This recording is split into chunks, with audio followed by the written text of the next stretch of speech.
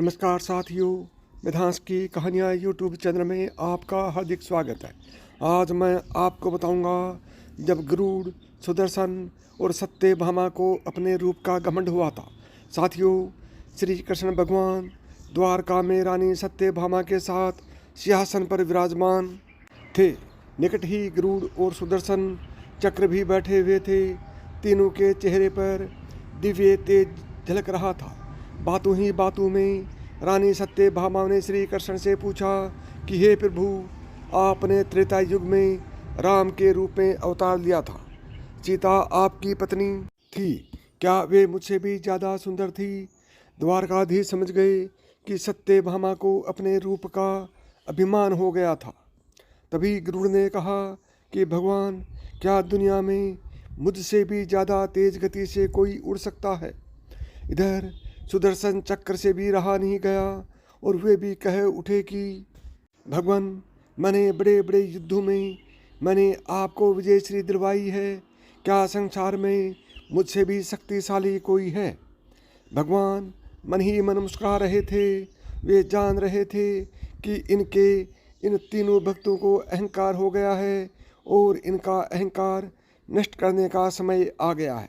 ऐसा सोचकर उन्होंने गरुड़ से कहा कि हे गरुड़, तुम हनुमान के पास जाओ और कहना कि भगवान राम माता सीता के साथ उनकी प्रतीक्षा कर रहे हैं। गरुड़ भगवान की आज्ञा लेकर हनुमान को लाने चले गए। इधर श्री कृष्ण ने सत्यभामा से कहा कि देवी, आप सीता के रूप में तैयार हो जाएं। और स्वयं द्वारकाधीश ने राम का रूप धारण कर लिया। मधुसूदन ने सुदर्शन चक्र को आज्ञा देते हुए कहा कि तुम महल के प्रवेश द्वार पर पहरा दो और ध्यान रहे कि मेरी आज्ञा के बिना महल में कोई प्रवेश न करे। भगवान की आज्ञा पाकर चक्र महल के प्रवेश द्वार पर तैनात हो गए। गरुड़ ने हनुमान के पास पहुंचकर कहा कि हे वानर श्रेष्ठ, भगवान राम माता सीता के साथ द्वारका में आपसे मिलने के लिए प्रतीक्षा कर रहे हैं। आप मेरे साथ चलें, मैं आपको अपनी पीठ पर बैठाकर शीघ्र ही वहां ले जाऊंगा। हनुमान ने विनयपूर्वक गरुड़ से कहा, आप चलिए, मैं आता हूँ। गरुड़ ने सोचा, पता नहीं यह बूढ़ा वानर कब पहुँचेगा। खैर, मैं भगवान के पास चलता हूँ। यह सोचकर गरुड़ शीघ्रता से द्वारका की ओर उड़े। पर यह क्या, महल में पहुंचकर गरुड़ ने देखते हैं कि हनुमान तो उनसे पहले ही महल में प्रभु के सामने बैठे हैं। गरुड़ का सिर लज्जा से झुक गया। तभी श्री राम ने हनुमान से कहा कि पवन पुत्र, तुम बिना आज्ञा के महल में कैसे प्रवेश कर गए? क्या तुम्हें किसी ने प्रवेश द्वार पर रोका नहीं? हनुमान ने हाथ जोड़ते हुए सिर झुकाकर अपने मुंह से सुदर्शन चक्र को निकालकर प्रभु के सामने रख दिया। हनुमान ने कहा कि प्रभु, आपसे मिलने से मुझे इस चक्र ने रोका था, इसलिए इसे मुँह में रख मैं आपसे मिलने आ गया। मुझे क्षमा करें। भगवान मन ही मन मुस्कुराने लगे।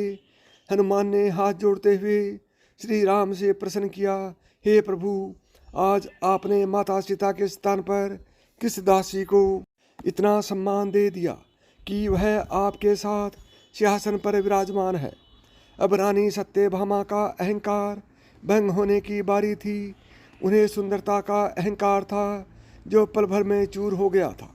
रानी सत्यभामा, सुदर्शन चक्र व गरुड़, तीनों का ग्रह चूर चूर हो गया था। भगवान की लीला समझ रहे थे। तीनों की आंखों से आंसू बहने लगे और वे भगवान के चरणों में झुक गए। भगवान, अद्भुत लीला है प्रभु की। अपने भक्तों के अहंकार को अपने भक्त द्वारा ही दूर किया उन्होंने। जीवन में कभी भी अहंकार नहीं करना चाहिए। जरूरी नहीं है कि आज जो आपके पास है वह कल भी होगा। अपने अंदर जरा सा भी अहंकार आने लगे तो स्वयं ठाकुर जी हमसे दूर हो जाते हैं। ठाकुर जी को निस्वार्थ भक्तों की ही जरूरत है, अहंकारी की नहीं।